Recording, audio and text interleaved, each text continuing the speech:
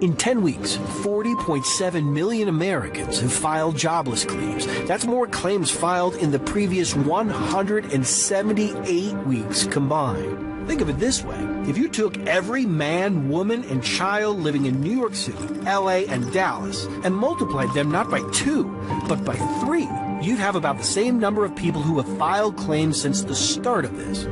Ever since the days of World War II, U.S. unemployment has risen and dropped slowly, gradually, revealing recessions, periodic descents followed by ascents, not one of which touched double digits until April, when the U.S. recorded the largest one-month percentage increase in our history, a shock to the American economic system.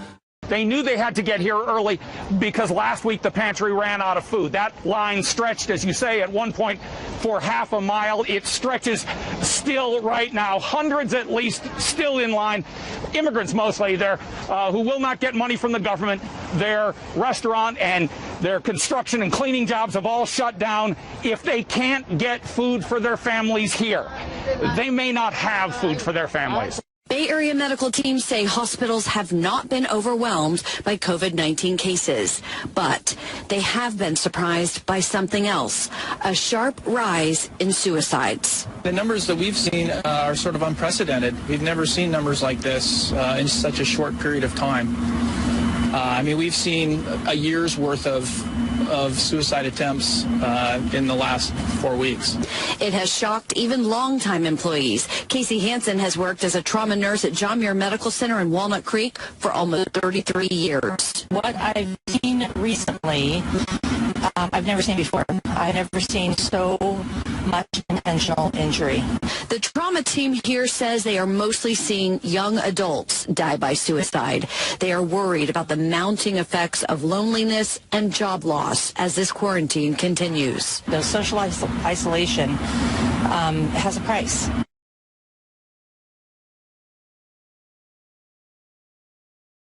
Dr. Fauci, America has changed so rapidly in the last week. When is life going to get back to normal? How long is this going to last? You know, Nora, we don't know how long it lasts. If you look at what's happened in China, they went way up and they're starting to come right down now. The Korea curve is peaking. It's starting to kind of flatten out. So you usually measure in a matter of several weeks to a couple of months. Don't go to crowded places. France is trying to close down restaurants and cafes and bars. Yeah. Should that happen here in the United States? You know, every single day we meet with the task force and we take a look at what's going on.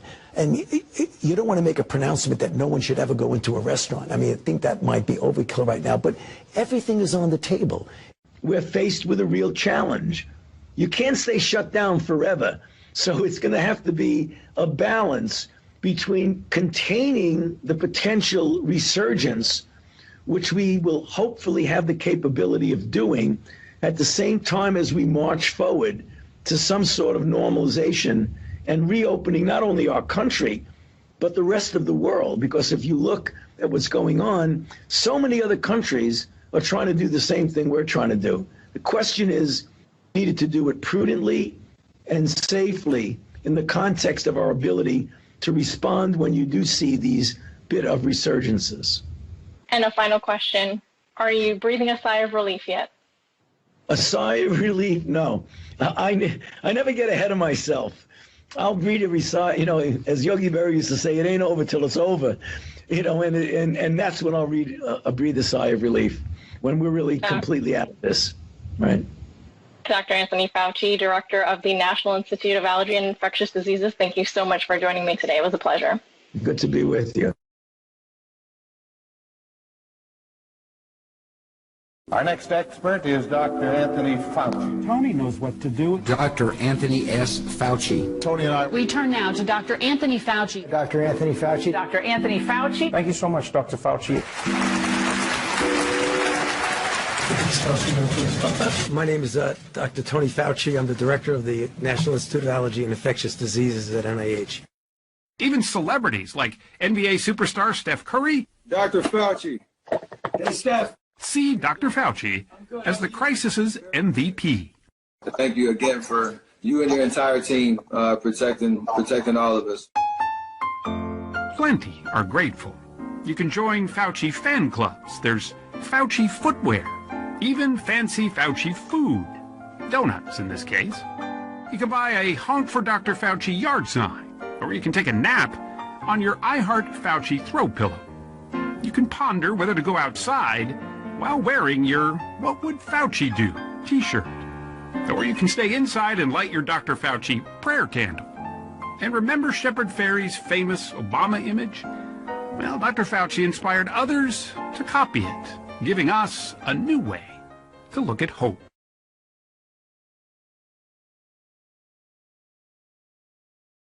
President George Herbert Walker Bush called Dr. Fauci a hero, and we all subscribe to that. I think of Dr. Fauci. Probably never heard of him. You did. Ann heard him. He's a very fine research, top doctor at National Institute of Health, working hard doing something about research on this disease of AIDS. I came up with the idea that we should hold a special session of the Security Council on HIV/AIDS. I was told by everyone, including my own staff, you can't do this, it's not done, it's not in the UN Charter. And I said, but AIDS is a security issue because it's destroying the security, the stability of countries. I call to order this first meeting of the United Nations Security Council in the 21st century. When 10 people in sub-Saharan Africa are infected every minute, when 11 million children have... It was the first time that the Security Council debated on something that was not, let's say, war and peace. When a single disease threatens everything from economic strength to peacekeeping. That was a breakthrough because it opened so many doors, and presidents, prime ministers say, oh, it was debated in the Security Council, this must be a serious problem. When I came to Congress, my first statement on the floor was, I've come here to fight HIV and AIDS. As the president arrived for his State of the Union speech, everyone expected him to issue an ultimatum to Saddam Hussein. They were not prepared for what came first. Today, on the continent of Africa, nearly 30 million people have the AIDS virus. Yet across that continent, only 50,000 AIDS victims, only 50,000, are receiving the medicine they need. I ask the Congress to commit $15 billion over the next 5 years, including nearly $10 billion in new money, to turn the tide against AIDS in the most afflicted nations of Africa and the Caribbean.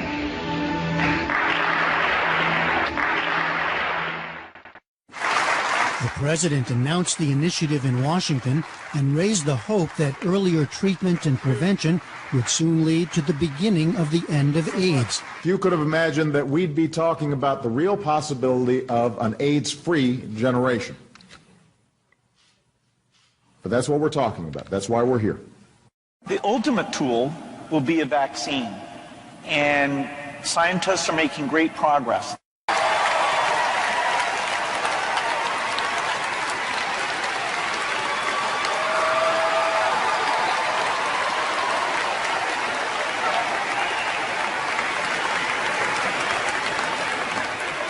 Good morning. Well, I am here today to make it absolutely clear. The United States is committed and will remain committed to achieving an AIDS-free generation. We will not back off. We will not back down. We will fight for the resources necessary to achieve this historic milestone.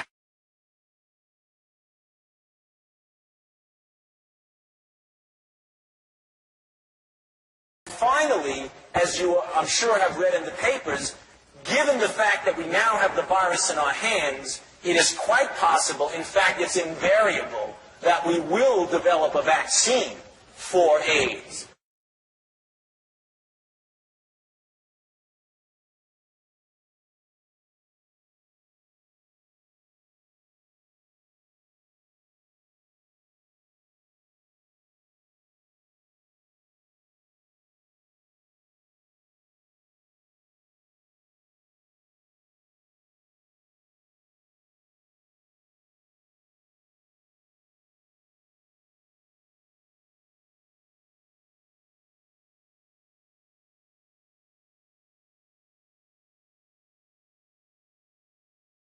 Why do you believe that HIV does cause AIDS? Because that's all the information that I've been given. Because we've never been taught anything different. We have read it, heard it. Because that's what the scientific community has told us. Scientists are supposed to observe, experiment, and reason from what they observe. They're not supposed to grab hold of an idea and cling to it and adjust everything else in their perceptions to fit that idea. I happen to be one now of the few people who was there literally from the very first week that this was recognized as a new disease. Let's talk about HIV. Right. When did people first realize that people were getting HIV and then AIDS? That was in the early 80s, I suppose. But why did it take scientists so long to figure out what was causing HIV and then how to prevent HIV from becoming AIDS? Why did that take so long? Well, I'll answer your first question. We first became aware of it in a report of the MMWR from the CDC on June 4th of 1981, followed by one in July 5th, 1981, of the first cases from Los Angeles and then from New York, San Francisco, and Los Angeles. I don't think at all that it was a long time before we found out what it was. The first cases were recognized, even though it was around probably 10 years before. In the summer of 1981, the virus was discovered in the spring of 1983 and proven to be the cause. Discovered by whom? By Francois Barré-Sinoussi and Luc was the Nobel Prize awarded to people who... Yes, yes. It was discovered by one group in France, but proven definitively to be the cause of AIDS by Bob Gallo here when he was at the NIH. Did they both win the Nobel? Francois Barré-Sinoussi and Luc Montagnier won the Nobel Prize. Bob Gallo did not. Good afternoon, ladies and gentlemen. First, the probable cause of AIDS has been found, a variant of a known human cancer virus. Second, not only has the agent been identified, but a new process has been developed to mass produce this virus. Thirdly, with discovery of both the virus and this new process, we now have a blood test for AIDS. With the blood test, we can identify AIDS victims with essentially 100% certainty. You know, it was a political proclamation of scientific truth. Robert Gallo successfully lobbied Margaret Heckler, who was then the Secretary of Health and Human Services, to proclaim his view of what caused AIDS to be absolute scientific truth. And she went on with him in tow and announced that. The conference was held before any of Robert Gallo's papers were published, therefore before any other scientist had a chance to review them and look at the evidence and see if he got it right or wrong. And it was also done right when Gallo had patented the HIV antibody test. So they made sure that his patent rights were protected first, then they did the press conference, and then before Gallo's papers appeared in print, the U.S. Department of Health and Human Services decided from now on we are only going to fund AIDS research that assumes that Robert Gallo's virus is the cause. We are not going to fund research into any other possibilities. Therefore, the scientists who might have wanted to critique Gallo's papers would not be able to do so, at least not with anything supported by the federal government, which is virtually all science in this country today. When Bob Gallo proved that it was the etiologic agent in 1984, we had a diagnostic test approved by the FDA in 1985. So the test was developed, it was gone through the appropriate validation and approved by the FDA. That was really quick, from literally less than a year from the time that it was shown to be the virus that causes this disease. Just because Bob Gallo gets up, takes his sunglasses off and says, "Gentlemen, you discovered the cause of AIDS." That's all we have. New York Times article, CDC report, that's all we have. That's not enough. That's not enough to you know, that is not sufficient to like publish even a meager little scientific paper somewhere. That isn't enough for scientists to believe some inconsequential fact about some star 50 light years away. You know, that's certainly not enough to treat at the cost of billions of dollars a year and at the cost of a lot of lives and anguish and just destroyed, lives have just been totally ruined by this thing on the basis of some flimsy little statement made by a guy who's known to be a crook in lots of other ways. He lied about a whole lot of other stuff. Why are we trusting him there? If he was a witness in a courtroom, we wouldn't trust his testimony. We've caught him in too many lies. You don't trust him anymore.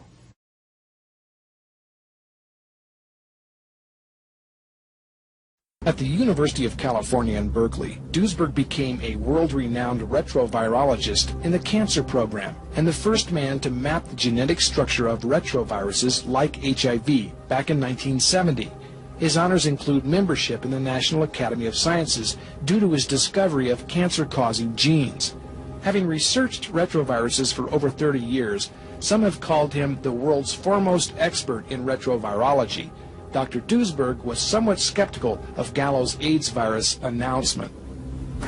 I wasn't madly impressed by it, because what else would you expect from a person like Gallo, who had studied retroviruses all his life, that he would say retrovirus is causing AIDS?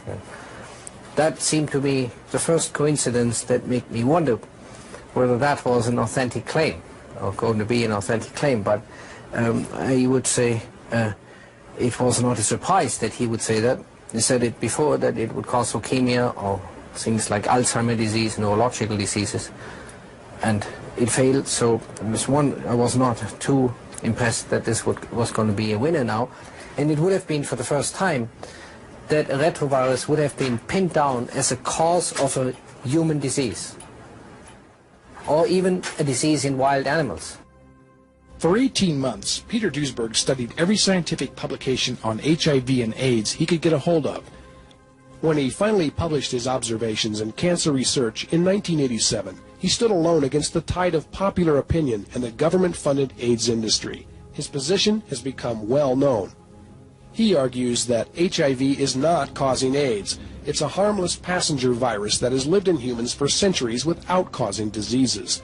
He believes AIDS is the result of other non-infectious factors like drug use. And ironically enough, AZT, the highly toxic medication prescribed to treat AIDS patients, actually does what the virus cannot, that is, causes AIDS itself. Though Dr. Duesberg's arguments were ridiculed by many and ignored by most, many of his colleagues studied his research and came to the same conclusion. Something is terribly wrong with the war on AIDS. Dr. Richard Stroman recalls the impact of Duesberg's arguments in Cancer Research. It was a remarkable review, and it raised the fundamental issues about viruses as a cause of both cancer and immunosuppression, basic questions that haven't been really responded to in any meaningful way in the almost 10 years since that paper was published. Soon other top scientists joined Duesberg and Stroman in questioning the HIV hypothesis also. Nobel Prize winners Dr. Walter Gilbert of Harvard and Kary Mullis, who invented the PCR. Dr. Charles Thomas, a former Harvard professor, organized a consortium of 12 signatories to address the issue. They would in time become the Group for Scientific Reappraisal of the HIV/AIDS hypothesis. We started out by writing a letter to Nature calling for a reappraisal of the evidence for and against the hypothesis that HIV did in fact do all these things. And there were about 10 or 12 signatories to this letter, and it was rejected, even though many of the signers of the letter were certainly reputable people. We tried Nature magazine, and it was ignored. Then we tried the New England Journal, JAMA, and so forth, and Lancet. In each case, we were rejected. They would not publish this letter. It was only 4 sentences long. It read, it is widely believed by the general public that a retrovirus called HIV causes a group of diseases called AIDS. Many biomedical scientists now question this hypothesis. We propose a thorough reappraisal of the existing evidence for and against this hypothesis be conducted by a suitable independent group. We further propose that critical epidemiological studies be devised and undertaken. That is certainly hardly a bomb-throwing letter, but nonetheless they would have none of it. And being rejected made us angry. So we decided to extend the list of signatories. So it jumped to 30, and then to 50, and then to 100. And then by 1994 up to 600, 188 of whom have advanced degrees. We publish a newsletter. We have a website. So it's a fairly large organization now. Though the scientific establishment has continually ignored Duesberg and the Group for Reappraisal, some individuals are having second thoughts. At the San Francisco International AIDS Conference in 1990, Dr. Luc Montagnier, who discovered the virus originally 6 months before Gallo's claim, made a startling statement. HIV might be harmless. Against his own interest, Montagnier's statement should have been earth-shaking, but the conventioneers paid it little attention and went right on talking about new antiviral drug treatments. Why is the scientific community ignoring the dangerous ramifications of this essential question about the cause of AIDS? Do we have an answer? Yes, in retrospect, we certainly do. Too many people are making too much money out of it. And money is much stronger than truth.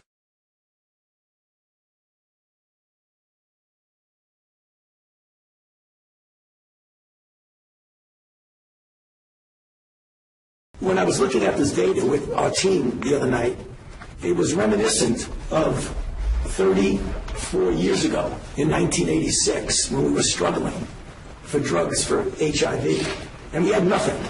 And there was a lot of anecdotal reports about things that maybe they worked, maybe not. People were taking different kinds of drugs. And we did the first randomized placebo-controlled trial with AZT, which turned out to give an effect that was modest. In 1987, the war on AIDS took another drastic turn for the worse. AZT, a toxic chemotherapy deemed too poisonous for cancer treatment, was approved to treat symptomatic and asymptomatic HIV patients in an attempt to kill the virus that causes AIDS. AZT is a DNA chain terminator, a poison designed to randomly destroy the DNA synthesis of reproducing cells. It was initially developed to treat leukemia victims, but after animal testing, the FDA determined that it was too toxic for use in human beings and banned it. But in 1987, when the AIDS scare hit its height, the FDA was pressured into approving the drug for use for the first time in human beings, even for people who were healthy and showed no sign of AIDS. AZT is highly mutagenic, meaning that it destroys the genes in cells and has been shown to cause cancer in rodents. It targets the bone marrow, where B lymphocyte blood cells are being made. These are the very cells an AIDS patient needs most for immunity. AZT destroys randomly bone marrow, kidneys, liver, intestines, muscle tissue, the brain, and central nervous system. Peter Duesberg claims AZT actually causes AIDS itself. AZT does directly causing AIDS-defining diseases. You know, AIDS is a lot of things, but it doesn't cause Kaposi sarcoma, I think. But it does cause immunodeficiency. It was designed to do that. It was designed to kill human cells. In fact, the manufacturer says that specifically that it can cause AIDS-like diseases. And the manufacturer, that is Burroughs Wellcome, says it is often difficult to distinguish adverse events possibly associated with pseudovidin or pseudovidin administration, which is AZT, from underlying signs of HIV disease. In other words, even they acknowledge, not just Duesberg, that AZT causes AIDS or AIDS-defining diseases. Whenever you have clear-cut evidence that a drug works, you have an ethical obligation to immediately let the people who are in the placebo group know so that they could have access. And all of the other trials that are taking place now have a new standard of care. So we would have normally waited several days until the data gets further, dot the I and cross the T. But the data are not going to change. Some of the numbers may change a little, but the conclusion will not change. In his book, Poison by Prescription, journalist John Lawrenson explains how AZT tests conducted by the FDA and Burroughs Wellcome, the manufacturer, were scientifically sloppy and outright fraudulent. During the experiments, patients taking AZT became anemic, suffered low white blood cell counts accompanied by vomiting. Over half had to have blood transfusions. 20% were transfused several times. Despite a warning by FDA toxicology analyst Harvey Chernoff that AZT not be approved The FDA was pressured by AIDS activist organizations to lift the ban, and hundreds of thousands of people began taking AZT, even though AZT cannot cure AIDS and is only supposed to slow down the progression. The mortality rate trended towards being better in the sense of less deaths in the remdesivir group. 8% versus 11% in the placebo group. It has not yet reached statistical significance, but the data needs to be further analyzed. The logic behind AZT treatment is flawed, even if one believes HIV causes AIDS, because HIV only infects about 1 T cell in 1,000. 999 healthy T cells must die to kill the 1 cell that is infected, and this can only happen early on before HIV becomes dormant and is still making DNA.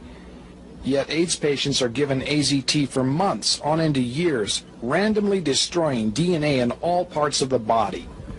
AZT is expensive and costs between $8,000 and $12,000 a year, most of which is paid for directly or indirectly by the taxpayer. Burroughs Wellcome, now Glaxo Wellcome, the manufacturer, has generated sales over $1 billion a year with AZT. Because of rules allowed by the FDA, a bottle of AZT that costs about $5 to make can be sold for over $500 as a prescription, and much of this markup is being subsidized by the taxpayer. The treatment causes a very similar condition we would expect from an AIDS patient. That's why nobody noticed that there was something wrong with the treatment. I remember in 1992, after I first tested positive, I became involved in an organization called Women at Risk. There were 11 of us at the time on the board and involved in the group. All of us except 3 were on the medications.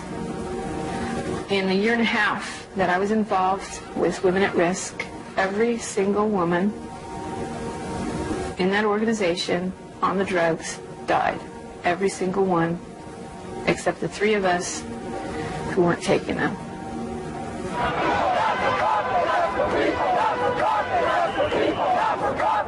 We weren't just given handfuls of AZT, we demanded it.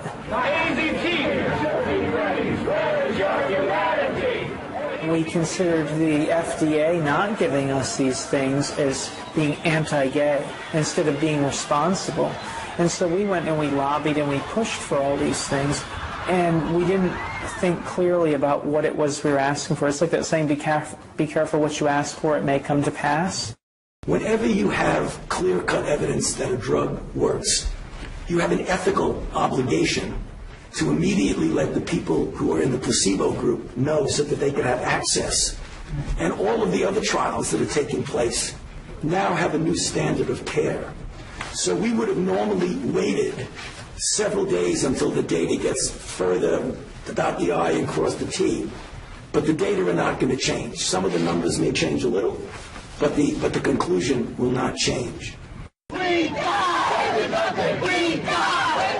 ACT UP wanted to speed up the approval process for new drugs. One of our greatest demonstrations and most famous was at the FDA.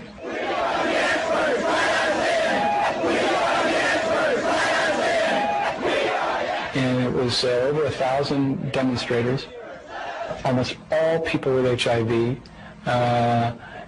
demanding to be heard. I know that there are drugs out there that can save my life, and I want to know why they're not being tested more quickly.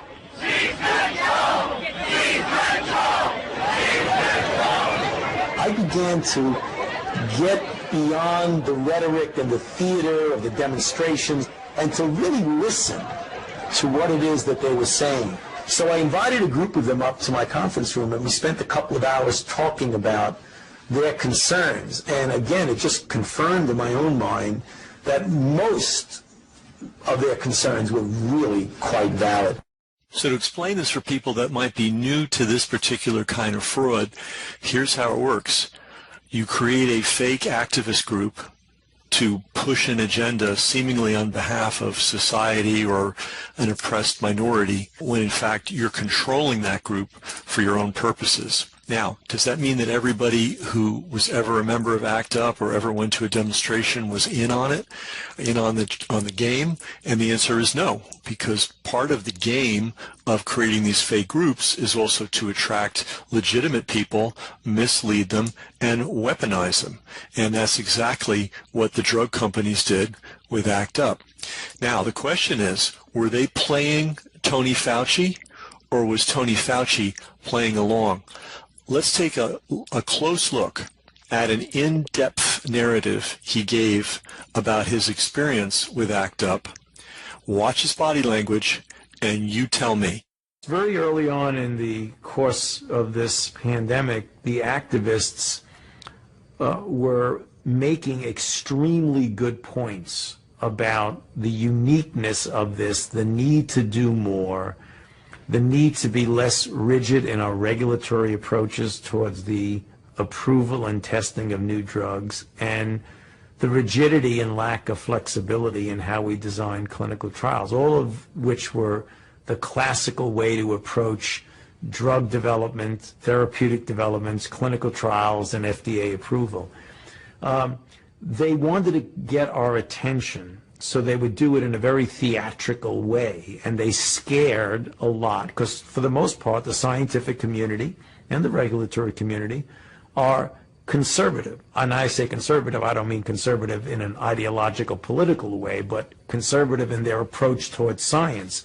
It's nice that people are interested who are not scientists, but leave them out of it and lets us scientists make the decision.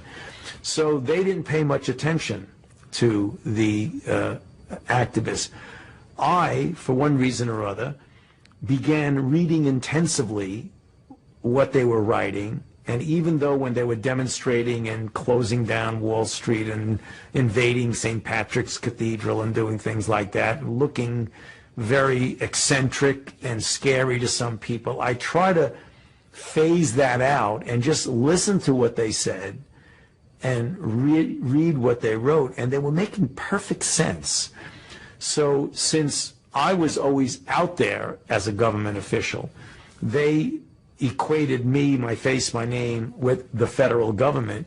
So they began to demonstrate against the NIH. And right here on our campus, they, came in, invaded the campus, smoked bombs, wanting to get arrested. And I made probably the best decision in my interaction with community, is that I agreed with what they were saying. We weren't just given handfuls of AZT, we demanded it. We didn't think clearly about what it was we were asking for. It's like that saying, be careful what you ask for, it may come to pass.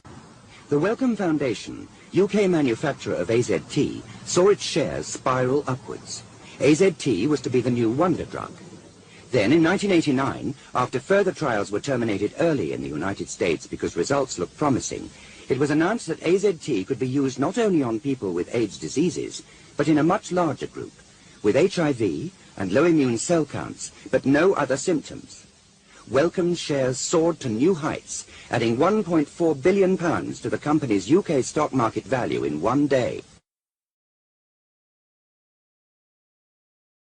Before a drug is licensed for use, it normally has to undergo animal toxicity studies and clinical trials in humans. No long-term animal studies were completed when AZT was licensed. The clinical studies in humans called Phase 2, which led to the licensing of AZT, were financed by Wellcome. They were presented as complying with the only reliable scientific test for a drug, double-blind studies, and published in the New England Journal of Medicine in July 1987. The study fell apart. I mean, it bombed in so many ways.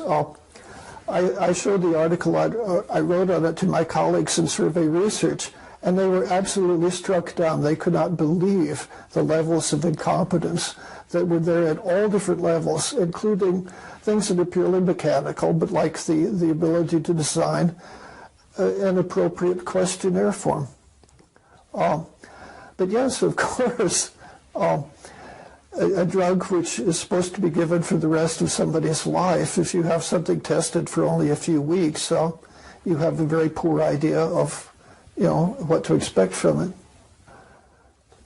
Especially the Boston study, they would claim someone was in much longer than was claimed on the case report forms, and this meant that simply the doctors received a great deal more money. But far more important than this was the reporting of the adverse effects, the toxicities. And this was, you know, the heart of what the study was to measure, that it was safe. And there were many of their patients would have died from the toxicities of AZT if they had not been given emergency blood transfusions. This is serious adverse effect. It means literally that they would have died from the poison. And yet the case report forms, which showed up eventually as official data, they would report no adverse effects. I mean, this is a type of dishonesty. It's hard to go any further than that. Well, the most outrageous case, I forget which one it was, but it was someone who had already been taking AZT, which a few people could.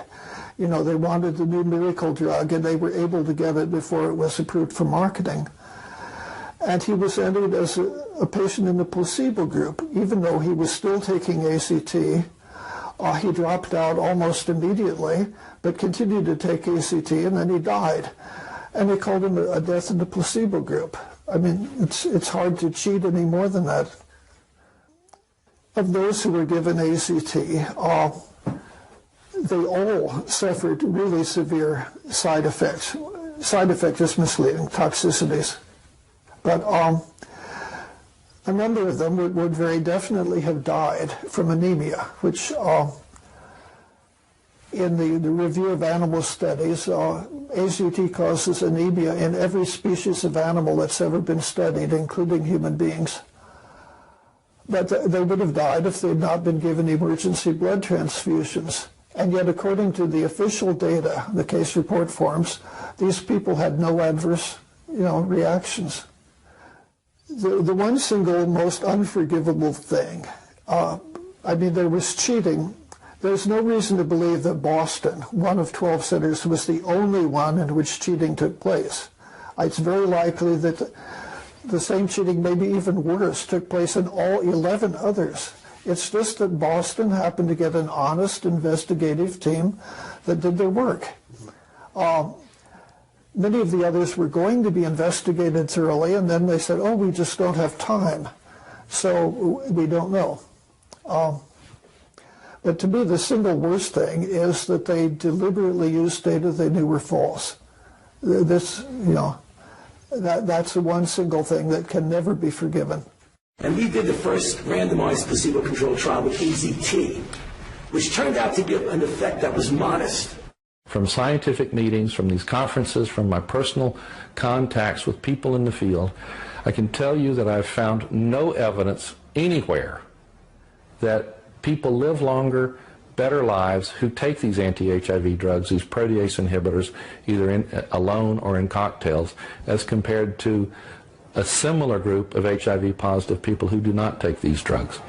So I do not know where the evidence is for the claims that you see in the New York Times or in CNN or wherever you see it, that people are living longer, better lives as a consequence of taking these drugs. There's two types of antiviral drugs. One is the AZT-style drug, also known as nucleoside analogs. What these drugs do essentially is they just kill cells. The other type of antiviral drug, these are the protease inhibitors, and what they do is they interfere with the activities of an enzyme called protease.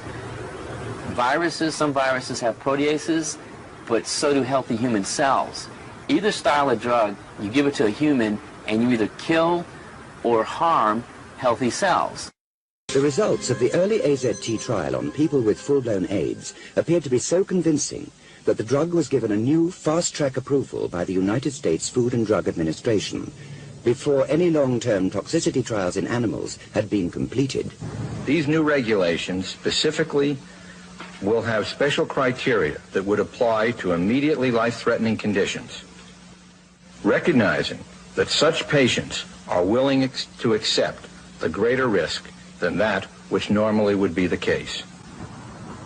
The Wellcome Foundation, UK manufacturer of AZT, saw its shares spiral upwards. AZT was to be the new wonder drug. Then, in 1989, after further trials were terminated early in the United States because results looked promising, it was announced that AZT could be used not only on people with AIDS diseases, but in a much larger group, with HIV and low immune cell counts, but no other symptoms. Wellcome's shares soared to new heights, adding £1.4 billion to the company's UK stock market value in one day. Commercial interests are definitely part of the problem here. And it's also our collective inability or challenge to say, all this time, all these years, all these lives, all these billions and billions of dollars, can we just stop a second and go back to the very beginning and make sure we've got this right? I mean, that is so hard to do. So invested in the lie, they can't trust it. People don't even know it's a lie. I mean, you know, it's not so much a lie as business as usual. I mean, having been in business for a long time, I was in advertising for a long time, and then I had this very successful clothing company. The business of a business is to be in business. You need to find new markets. You need to find new customers. You need to increase your profit margins. If that means going offshore, if that means, you know, taking over new territories, if it means coming up with new products that more people want. And the ideal of every business is to have a government mandate for your product. The antiviral drugs are chemotherapies. They're all based on chemotherapies that have been developed 30 years ago, long before AIDS was known, to kill human cells. Chemotherapy is restricted to a few months and hope the cancer dies before you die. If you started taking any other chemotherapeutic agent for the rest of your life, it would be that agent probably that killed you. You know, when you give chemotherapy to somebody with cancer, you give them a round of it for maybe 14 days or a few days. Hopefully you're not going to kill the patient, you're going to kill the cancer. The patient's going to survive. But you don't keep giving it to him until he dies, because he certainly will. We went from nothing, not even knowing what the virus was, to discovering the virus, developing drugs, and then having a phenomenal response. The epidemic went from a few gay men to now, today, 78 million people having been infected, 39 million deaths, 35 million people living with HIV, and the epidemic still rages with over 2 million new infections each year. They're taking the show to the third world, and they're not only giving AZT to what will probably be millions of women in the third world, whether they're HIV positive or not, but they're also insisting that they stop breastfeeding and start formula feeding. Mother's milk, which pediatricians around the world will tell you is the healthiest food that a newborn can have because of the immunological properties in mother's milk, that women should in fact cease breastfeeding their young. Now this to me seems something more than just a crime. This is absolutely diabolical. I can't imagine that it'll work out any other way than that you're going to just see tens, maybe hundreds of thousands, maybe even more babies dying. And they'll probably say they died of AIDS no matter what happens. So nobody will even be held accountable this time. Oh, here's the one thing they're doing. So they can demonstrate that this has nothing to do with any particular formula company making money off of this situation. The WHO or UNAIDS or whoever it is insisting that the formula gets shipped in bottles without labels. We haven't looked carefully at the facts. We've been told numbers ranging from 5 million to 25 million Africans have HIV and that there's going to be an enormous amount of death. But when you actually go to Africa and you interview the physicians working there, you find that these are presumptive diagnoses. One of the things that is important to emphasize from the outset is that the definition of an AIDS case on the African continent differs decisively from what constitutes an AIDS case, say, in North America or Western Europe.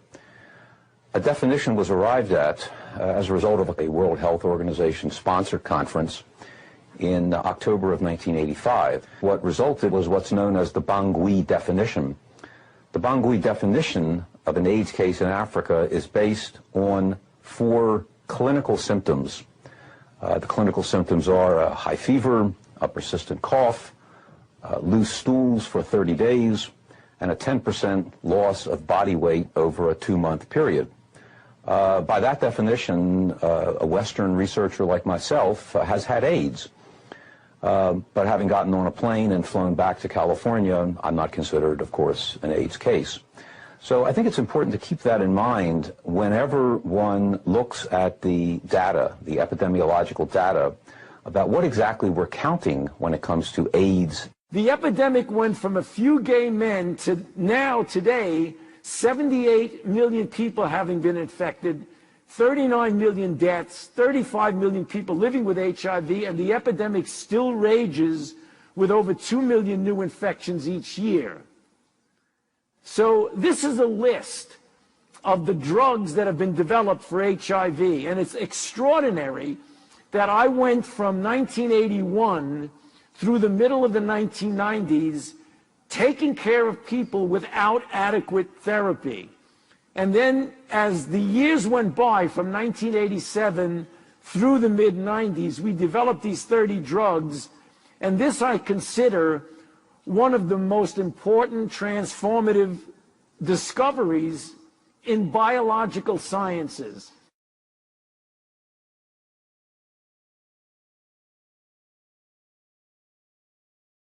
June 5th, 1981. The CDC published a morbidity and mortality weekly report describing cases of a rare pneumonia in otherwise healthy young gay men in Los Angeles.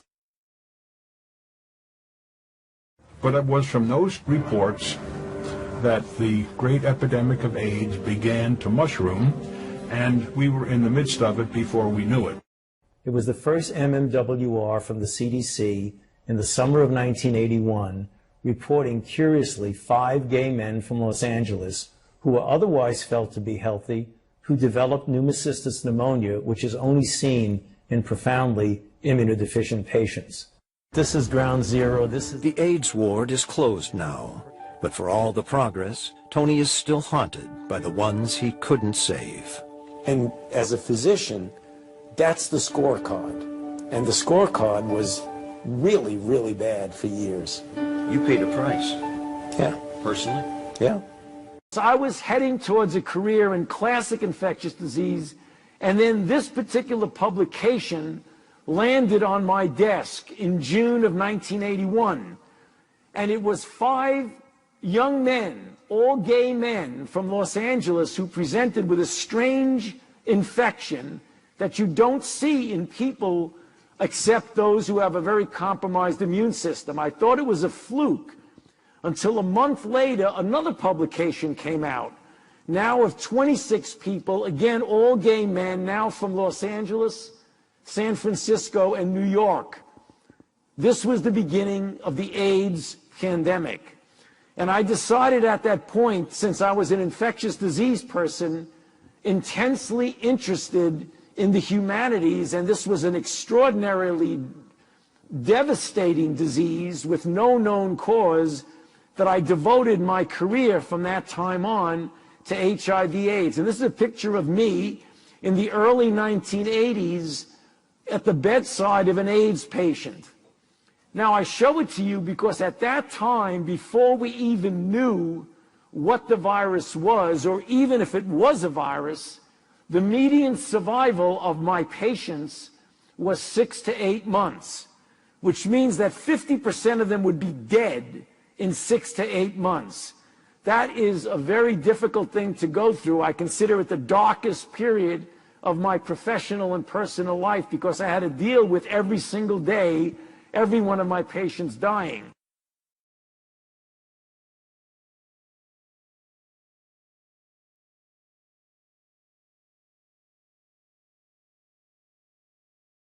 The very first AIDS cases were 5 gay men diagnosed in Los Angeles in 1981 by a doctor named Michael Gottlieb. And what linked them was that they were all in what was called the fast lane gay lifestyle. They were doing a lot of recreational drugs. They were taking many different drugs at the same time, combining drugs much more than was the pattern for straight drug users. They also partied a lot, they went to bars, they went to clubs, they went to bathhouses, they met a lot of men, they had a lot of anonymous sexual contacts, and as a result, they were exposed to a lot of the classic sexually transmitted diseases like syphilis and gonorrhea. And because they were getting those diseases, they were also frequently going to doctors and getting antibiotic prescriptions to treat those. All of that created a situation where a handful of gay men were burning the candle at both ends and putting a blowtorch to the middle. And it's no wonder that after a while their immune systems started to collapse and they started getting sick in these unusual ways that previously had only been seen in older people whose immune systems had deteriorated from age. I would watch my friends stay up all night at the baths doing speed and then take a downer, and then in the middle of the day in the afternoon they'd be under the covers twitching. I consciously tried to deal with drugs in a saner way than most of my friends did. There was a ton of poppers. They were everywhere. You would walk into a gay bar, and on the dance floor, it was not unusual to see every probably third person holding a little bottle up to their nose, and you could just smell it everywhere. There's a drug called amyl nitrate. It was developed in the 1850s and 60s. Came in ampules, and they became known as poppers because you'd pop them when you open these ampules up to sniff them when you had coronary artery disease. The first AIDS cases, for example, that Mike Gottlieb reported were all 5 gay men. They were young.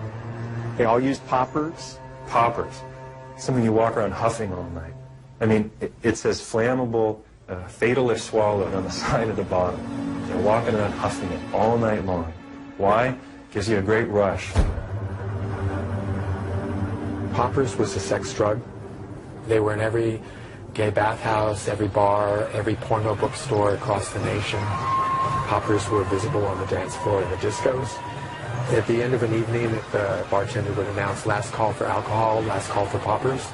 They became a mainstay of the gay social scene in the late 1970s, were commonly used by large numbers of people in gay clubs and in the bathhouses, and their risk is that they're actually chemically quite similar to drugs given when doctors want to suppress the immune system, i.e. to transplant patients. The chemistry is rather similar, so it's not at all surprising that people who took these drugs quite often would develop immune suppression.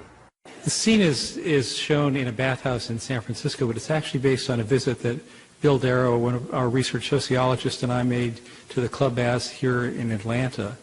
And we were particularly interested in learning more about poppers, nitrite inhalants. So we showed up wearing our government blue blazers. We were the only ones wearing clothes, so we were fairly obvious. And we sat at a little card table and said, "Excuse me, can I talk to you?" And the men were actually incredibly cooperative. They were happy to talk about what they were doing, and particularly about these inhalants. These inhalants actually could be bought in the bathhouse in these bottles with names on them, like Locker Room, which is very appropriate because these things smell like sweat socks.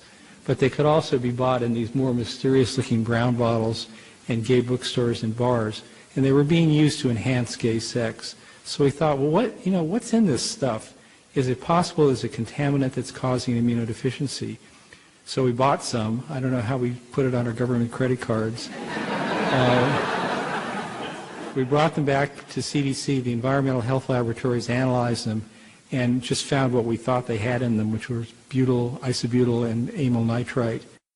In the 1970s, I remember reading articles in the San Francisco Chronicle, particularly warning gay people about the dangers of poppers. I was quite young. I wasn't out yet. This was the first time I ever heard of poppers being used sexually. In fact, I think it was the first time I heard of them at all.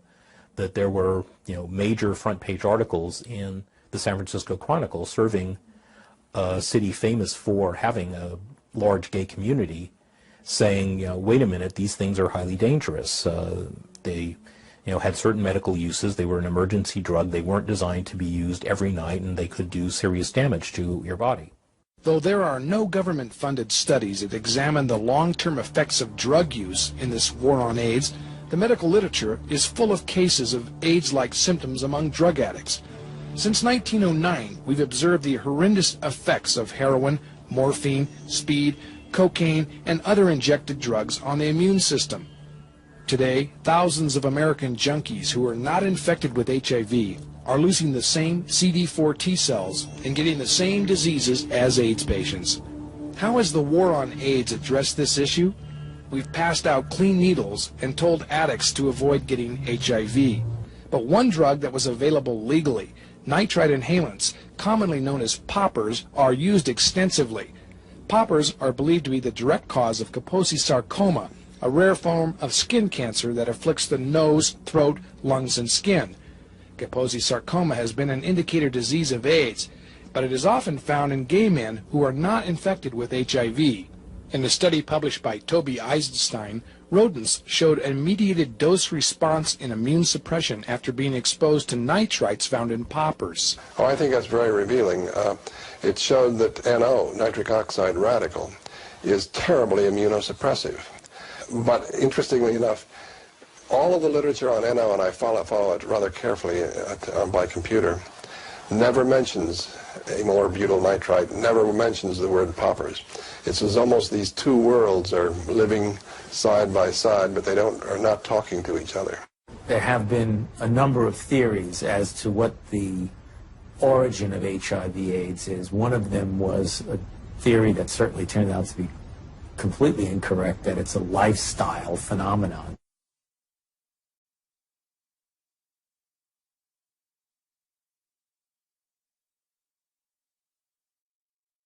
For a while in the 1970s, the main financial supports of the gay press were bar ads and popper ads. That if you were a gay publisher in the 70s and you got a contract from enough of the national poppers makers, you could keep your paper in business. That, it was in that era what the 976 phone sex lines were in the 1980s and what AIDS drugs had been in the 1990s. The big national account that you wanted for your gay paper in order to have a stable revenue stream and stay in business. The popper manufacturers had become such an enormous economic powerhouse in the gay community that they were making enormous amounts of money themselves, manufacturing and selling poppers, and they were spending a lot of advertising money in the gay press and keeping the gay media in business. So obviously the poppers manufacturers had a vested interest in making sure their product was not blamed for AIDS. The gay media had a vested interest in making sure that poppers were not blamed for AIDS, and therefore the coverage in the gay media skewed away from poppers and other similar risk factors and towards the viral hypothesis.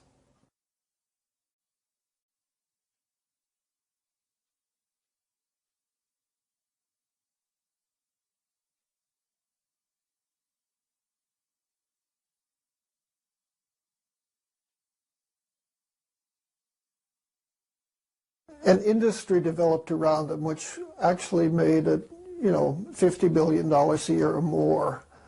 I discovered there was a very extensive medical literature on the volatile nitrites. They are very, very bad indeed for the health. In fact, I should probably describe what they do, the toxicities. The simplest thing is that they're very powerful oxidizing agents, which is bad. Poppers cause severe anemia, in fact, several types of anemia. And secondly, poppers are powerfully mutagenic, meaning that they cause cellular changes. And this is bad news because substances that are mutagenic are almost also carcinogenic. So at any rate, Hank Wilson and I tried to get the word out to gay men. We had a hard time because gay publications were all running, every issue, a dozen ads for poppers. This was a large part of their revenue. And there were only, a few gay publications that would even print a letter from Hank or me, let alone an article. There were none of the early AIDS cases who had not used poppers. But I've done my own independent research, which I describe in the AIDS War. One of my informants, Artie Filson, who was very, very active and outgoing in the People with AIDS Coalition, claimed that he had interviewed several hundred gay men with AIDS, and he said that virtually all of them had been heavy users of drugs. But he said without a single exception, they had all been poppers users.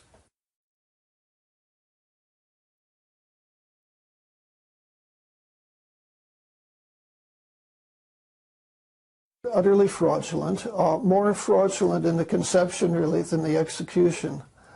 But they again assumed that poppers were used as room odorizers. And when you have such a totally dishonest assumption to begin with, everything else that falls will be, equally fraudulent. The doses of the mice were exposed to, might not have been 1/1000th what gay men would get in the course of a single evening. Just simply being infected with HIV is not going to do it. You need certain cofactors. Cofactors are not necessary. Dr. Fauci would say HIV causes AIDS without the need for anything else. That's kind of ridiculous. The data that indicate that any different type of infection like mycoplasma or something like that is a necessary cofactor, I believe those theories have been debunked. What the fuck does he mean? Sorry. What's it in James Torres the kind of, what does he mean that there are no cofactors? Where's he coming from? There's cofactors for everything. And I understand there are a lot of people, if you ask them about HIV causing AIDS as being a fact, they'll say, of course, it's indisputable. And the very fact that they will say it's indisputable might lead you to question their ability to understand the scientific method. People that think any scientific fact is indisputable don't understand about scientific fact. It has become a very emotional kind of thing because people actually, they get personally committed to what really is a body of evidence that can be analyzed, by lots of people. And at this point, there's so much of it out there, nobody can really analyze it, all of it. But nobody can write a review of it that says HIV causes AIDS because of this. If a postdoc were to write a review of the literature that showed without much doubt that HIV was the cause of AIDS, that guy would be famous. Now, there's 100,000 guys out there who have the opportunity. 10 years has passed. We've been waiting for this star postdoctoral fellow to distinguish himself forever and get a lifelong grant from Tony Fauci, but he hasn't shown up. No one has bothered to write a definitive review. Any journal would take it. That right there proves that HIV does not cause AIDS.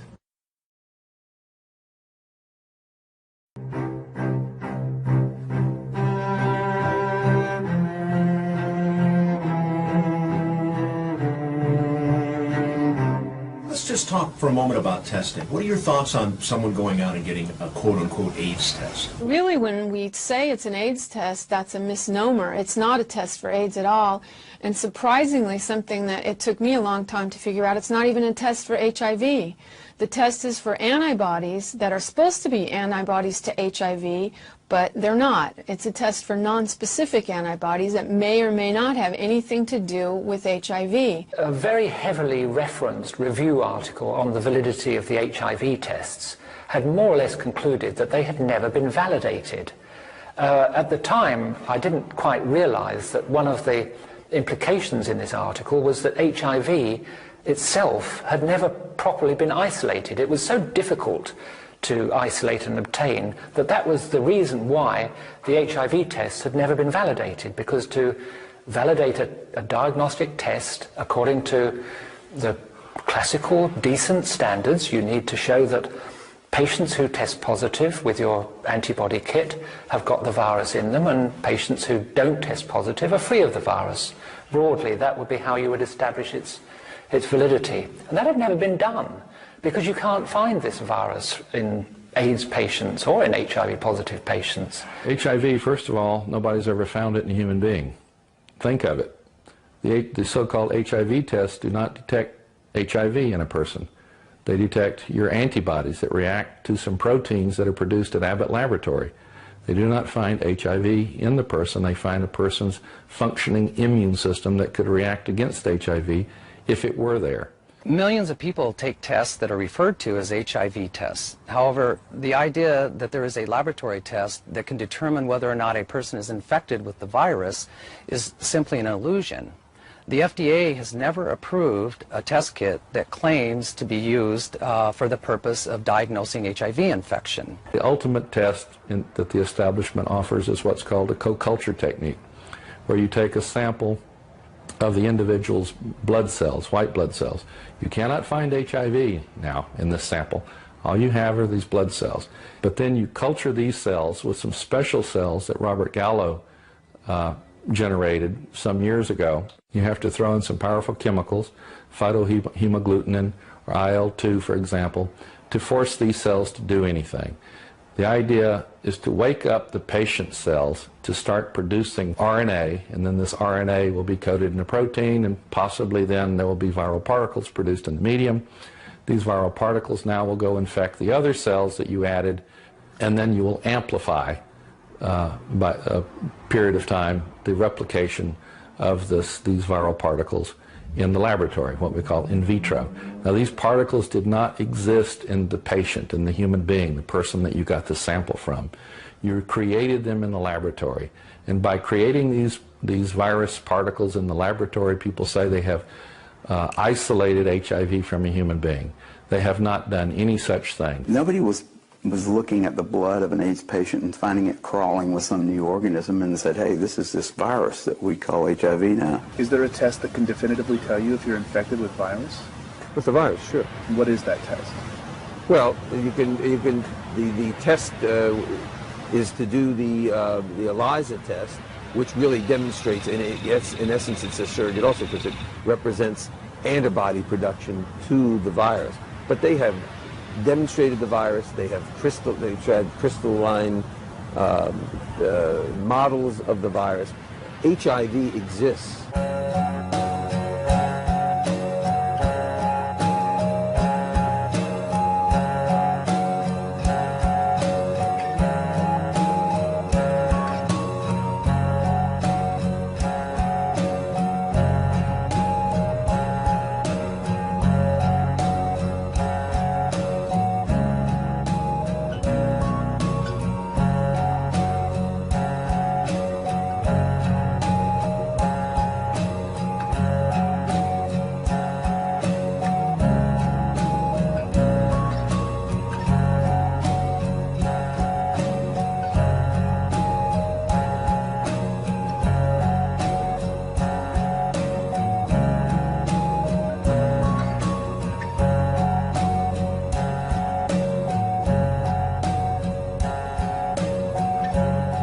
I don't recommend people ever getting tested. The reason is I don't know what the tests mean, and I think no one else knows what the tests mean. I've never seen any evidence that what these tests purport to show, they're actually showing, namely the presence of a virus, the presence of an exogenous virus.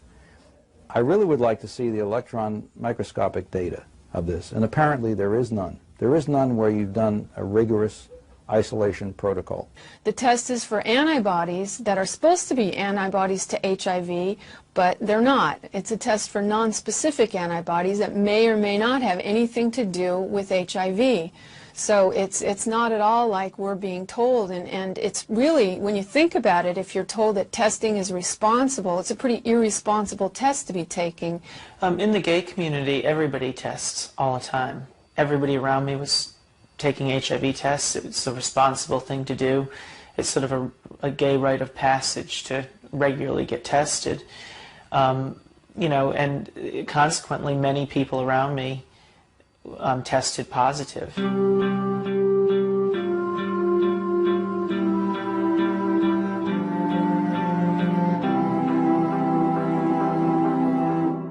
In essence, AIDS is advanced HIV infection as opposed to early HIV infection. AIDS is when you're ill, and HIV infection without AIDS is when you're heading towards being ill but you're not ill. I always assumed that if you were if you had AIDS, as opposed to being just HIV positive, that you were very sick, that you had pneumonia or KS or chronic diarrhea or something. That changed for me when I myself was diagnosed with AIDS. And I was diagnosed not because of an illness, not because I was sick or that my immune system didn't seem to be working, but because my CD4 count had dropped below 200, which according to the CDC definition is what defines AIDS, an HIV positive test and a CD4 count of less than 200. In 1993 in this country we adopted a definition that caused the number of AIDS cases to double overnight, and part of that reason was for the first time we began counting people as AIDS victims who were not ill and who did not have any symptoms. They had a low T-cell count. And that's only one low T-cell count, and T-cells are something that can fluctuate 100% in a given day. So based on a low T-cell count, that year the number of AIDS cases doubled overnight, and with that definition there have been 182,000 Americans who are not ill, diagnosed with AIDS, who would not have AIDS if they moved to Canada, because in Canada they don't recognize that T-cell definition as a criteria for having an AIDS diagnosis. Most people consider it blasphemous when you point out that AIDS is not a disease, it's a syndrome, it's a collection of diseases. And those diseases get called AIDS if they occur in a patient that the doctor somehow concludes is HIV positive. All of the diseases in the category called AIDS occur to people who are HIV negative. None of them are exclusive to people who test HIV positive, and all of them have causes and treatments that are known, well known, that are completely unrelated to HIV. So any of these diseases, when they happen to somebody who tests HIV negative, are called by their old name, but when they occur in someone who tests HIV positive, then they're called AIDS. All kinds of diseases started coming into the AIDS family faster than anyone should have been comfortable with, really. To go from 2 or 3 to go to 30 in a few years was like somebody should have said, hey, there's something wrong here, and it's got to be financial. Things don't happen that fast in science. You don't suddenly notice that one new organism is causing every problem. I mean, it was a bizarre thing that happened. It really was. It didn't really have any precedence in terms of medicine before that, unless perhaps you could think of the possession by the devil stuff, right? You see, once you're possessed by the devil, anything that happens to you or anything you do is got to do with that, right? So it makes it easier for you to get tuberculosis, and it makes it easier for you to get uterine cancer. It makes it easier for you to get Candida albicans. And so all those things can now be called AIDS. Now, why would anybody do that? And why would any reasonable doctor start lumping together various symptoms into one pile and think all this is caused by HIV? We have a test, but it's not a test for AIDS, and it's called an HIV test, but it's not a test for HIV, and we have a series of problems that we are calling AIDS, but that doesn't elevate AIDS into a disease. I don't know if you read magazines lately, there's a lot of ads for pharmaceutical drugs lately. These pharmaceutical companies are marketing more and more direct to consumers and encouraging you to ask your doctor for the remedy of the day. And I noticed that there's a lot of these syndromes popping up, like a social anxiety disorder or SAD. I mean, you can make a syndrome out of anything you want, basically, and then find medicines to sell to make people better from it. And AIDS is not that, ludicrously simple, but it is, in a sense, just as constructed. It's a construct. It's a category of other problems, some of which were occurring in greater numbers in a very small subset of people here in the U.S. and other parts of the world, that became, due to the social political climate with regard to sex, death, homosexuality, and drug use, it became elevated into this medical phenomenon that has become untouchable and sacred almost. There's the saying that if you knew how what sausages are made of, most people would hesitate to sort of eat them because and wouldn't like what's in it. And if you knew how HIV/AIDS numbers are cooked or made up, you would use them with extreme caution. In late December of 2007, I read about new legislation passed in New Jersey calling for the mandatory testing of pregnant women or newborn infants should the mother's status be unknown. HIV mandatory testing, to me, is a no-brainer. I'm very much opposed to the concept of mandatory testing of any population because the tests are scientifically shown to be unreliable and inaccurate. You have no reason to fear this bill. And my hope is that eventually this will become a federal law so that every woman in this country could be tested. But HIV testing isn't an absolutely precise science. When I confronted my doctor about that, she said, we're way past Western blot now. We have the viral load test. That when you get the package insert for the viral load test, it says, if you test positive, you are considered confirmed infected with HIV. But at the bottom of the page, in fine print, it states a person should have additional testing. It does not allow you to tell a single person on this planet that they are HIV positive. And it's a scandal that this test continues to be used.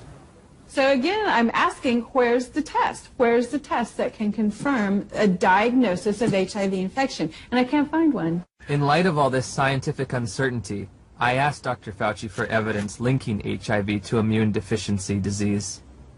When you put the combined findings of the initial characterization as a distinct retrovirus isolated by Montagnier and his group, together with Gallo linking the virus to being the cause of AIDS, and they put those things together, and that's how we have a confirmation of the causative agent of AIDS, namely HIV. Still unclear about the evidence for HIV's existence, I decided the best way to verify it would be to actually see it. I asked Dr. Hans Gelderblum, a world-renowned electron microscopist, if he thought there was any reason to question Dr. Montagnier's published images. I've seen these publications, stamp-sized images. It's a nuisance. It's a nuisance. You do not really see much. When we saw that photo, we said, suggestive, but not convincing. Dr. Gallo, 1 year later, published photographs he claimed to be of HIV. Were his any better? These pictures were not so impressive. They were not much better than Montagnier's images. It's one thing to look like, and another thing is to be a virus. In 2002, I stumbled across an article by Valander Turner and Andrew McIntyre of the Perth Group in Australia, and it questioned whether there's ever even been found a virus. I became consumed with researching this. I could read from morning till night every day, and every link to another link, and I would email to these people and say, where's the test? I want to know. Am I dying? Am I contagious? And they weren't even very kind. They were just like, read our articles again. How many times do we have to tell you? So where does all this lead? Well, to recap, what we've seen is that back in the 80s and 90s and even through the present day, this idea of testing people for AIDS was a fraud. What it really was an HIV test, and that turned out to be a fraud too, because you really can't test reliably for HIV. So what does that mean? Does that matter? Does that affect anybody? Well, it sure does. Millions of people were given positive HIV tests and were told that they were going to die from AIDS. And then they were terrorized into taking first AZT, which is a very toxic drug. It is a mutagen, it is a carcinogen, it kills cells, and it killed a lot of people. And then Fauci and friends got more sophisticated, and they lowered the AZT dose, and they mixed it with a whole bunch of other toxic drugs, and they called it a cocktail. And then they went out and decided, hey, we're going to test the world. We're going to test pregnant women to make sure they're not carrying the virus. Not that they were sick, not that they had any symptoms, but they wanted to see, are they carrying the virus? And they did the same thing in Africa. And then after they increased the number of diseases from 2 to nearly 30 that could be classified as AIDS. And after they started a global testing program of, quote, vulnerable populations, which just coincidentally happened to be people not in a position to defend themselves easily, they started to find AIDS everywhere, including in Africa, but including in the United States. And wouldn't you know, one of the communities they found a lot of AIDS was the African American community. And they tested a lot of women, and they found a lot of HIV positive women. And they decided, well, let's go forward and see what Dr. Fauci decided to do. We're at NIH today to talk to Dr. Tony Fauci about the Mississippi baby. Doctor, can you tell us about the announcement that was made this week? Well, the Mississippi baby, as many people know now because it got considerable publicity, was a child that was born of a mother who was HIV infected, but who unfortunately had no prenatal care and was not receiving antiretroviral drugs. Did you get that? This is a woman who had a positive HIV test, which he calls HIV infected. Okay?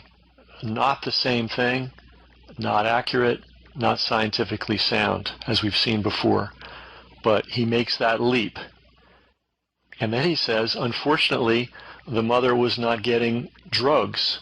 So in Tony Fauci's world, if you are a poor African American woman or a poor African woman and you come up positive on one of these unreliable tests, in his world, the best thing that could possibly happen to you is that you would be given a lot of carcinogenic and mutagenic drugs to, quote, control the virus.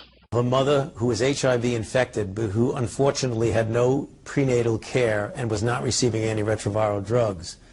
And at the time of birth, within the first 30 hours of birth, the baby was put on a therapeutic dose regimen of antiretroviral drugs, as opposed to waiting to see if the baby was infected and only giving him a prophylactic or a prevention dose. So if you heard what Tony Fauci said there, the mother was positive on an HIV test, no indication of whether she was sick, no indication of whether she had any symptoms, and they called her HIV infected, and they went ahead and gave this newborn baby antiviral drugs at birth, based just on that, and nothing else. They didn't even bother to test the infant with one of the bogus HIV tests to see if the baby was positive or not. Just gave the baby drugs, powerful carcinogenic, mutagenic drugs. As it turned out, the aggressive approach towards the baby was the right choice because the baby turned out to be infected. The baby was treated with combination antiretroviral drugs for 18 months and then was unfortunately lost to follow-up. And over that period of time, the baby was not receiving any antiretroviral drugs. And when the baby returned to clinic, which was 5 months later, the physicians examined the baby and found to their surprise that there was no detectable virus at all. You know, speechless, right? Without, you know, based on a unreliable test, based on no symptoms, based on nothing, and then not even testing the infant, they decided to put the infant on antiviral drugs. And they considered that a good thing to do. And then luckily, temporarily at least, the child escaped the clutches of these maniacs for a period of several months. And when they retested the infant had no HIV in that particular test. And we already know how unreliable and nonsensical all those tests are. And Fauci expresses surprise. Now, there's a lot of twists and turns in this case, and it just goes on and on and on. And Fauci keeps twisting it and twisting it and twisting it until he proves what he wants to prove, which is it's a good idea to do these kinds of things. It's a good idea to use an unreliable test on pregnant women, and if they come up with a positive reading, to put them on antivirals. And then when their infants are born, no need to test them, and no even need to have a pretense of testing them, just put them on antivirals too. So this is what's going on in the United States right now. This is what's going on in Africa. Millions of people If their numbers are correct, I mean, they may be taking a lot of the money and just stealing it. We don't know what these people are doing, but we do know that a definite number of actual real people are being subjected to this horror. All right? And why does this matter? Well, there's a deadly virus floating around, and clearly Tony Fauci is in charge of how the media is going to talk about it, and we're being told we all need to be tested for it. We're not told whether these tests are reliable or unreliable or not. It is strange that there's multiple different kinds of tests. If there's a test that works, why aren't we using the one that works? Well, this could be the HIV test all over again. But here's the consequences for you. If you don't have the antibodies, they're going to suggest to you that you need the newly minted COVID-19 vaccination. And it may be a little bit more than a suggestion. It may be mandatory. Or if you decline to get it, you may find yourself facing some significant restrictions. Like maybe you won't be able to get on an airplane. Maybe you won't be able to leave and or return to the country. That may seem extreme. Well, here's Bill Gates, Tony Fauci's best buddy, telling you how he'd like it to be. Trade-off, you just mentioned obviously the economic pain. What do you think the right balance is between the trade-off of protecting people's lives and the economic hit? I mean, do you see a situation where the global economy could be virtually at a standstill for a year or even more?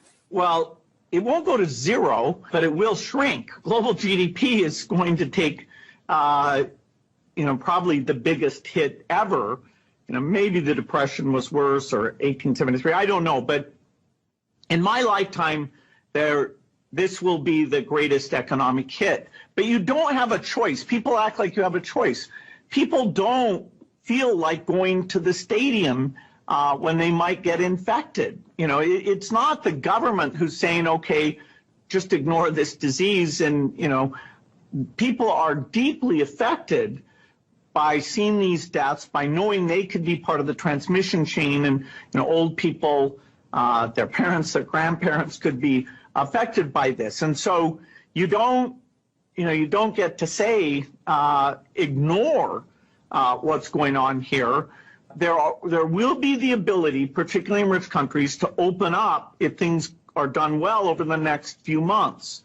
But for the world at large, normalcy only returns when we've largely vaccinated the entire global population. And so, although there's a lot of work on testing, a lot of work on drugs that we're involved with, trying to achieve that ambitious goal, which has never been done for the vaccine, that rises to the top of the list. Eventually, what we'll have to have is certificates of who's a recovered person, who's a vaccinated person, because you don't want people moving around the world where you'll have some countries that won't have it under control. Sadly, you don't want to completely block off the ability for those, people to go there and come back and move around. So eventually there will be sort of this digital immunity proof that will help facilitate the global reopening up.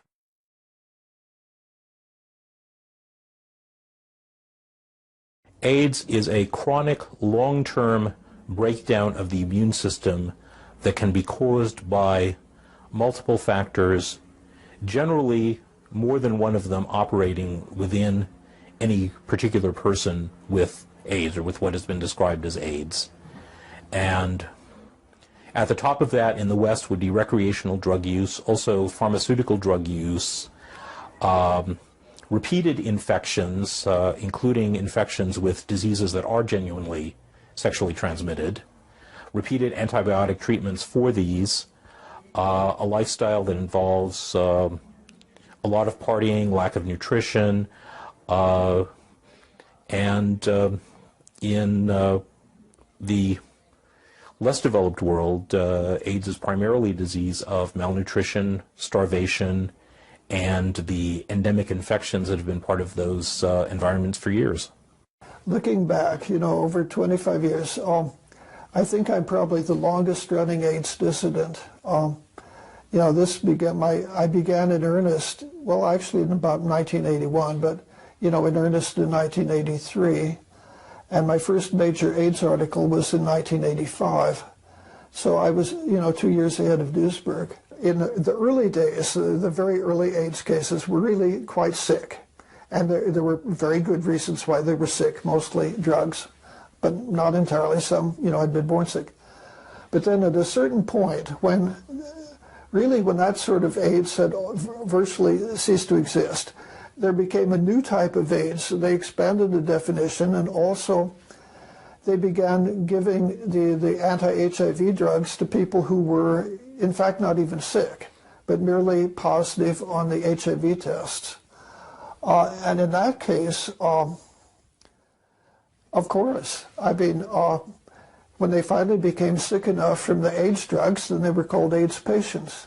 I would simply have to say that my main concern is the gay men who have been murdered. I don't think murder is too strong a word to use when you have a drug like ACT and all of the nucleoside analogs that followed, you know, more or less on its coattail, approved on the basis of fraudulent research, and where, as you know, Joseph Sonneman said, AZT is incompatible with life. Well, if it's incompatible with life, it's a poison. And if it's a poison that kills people, in contexts like that, it's murder. What do you know, John? What would you guess for the number of people who were really sickened and killed who had no presenting illnesses, just a positive test for the proteins, for the antibodies that were supposed to be specific to HIV? How many people were we killing with this drug? Well, here one has to guess. I mean, I followed the CDC's statistics very well year by year, but then they stopped reporting certain things. But I have a pretty good estimate that 1/3 gay men were killed by ACT poisoning. And I have a table I created, it's on my website somewhere. Wow. I would say, I don't even know now. They stopped reporting AIDS deaths by year, which made it impossible to track certain things.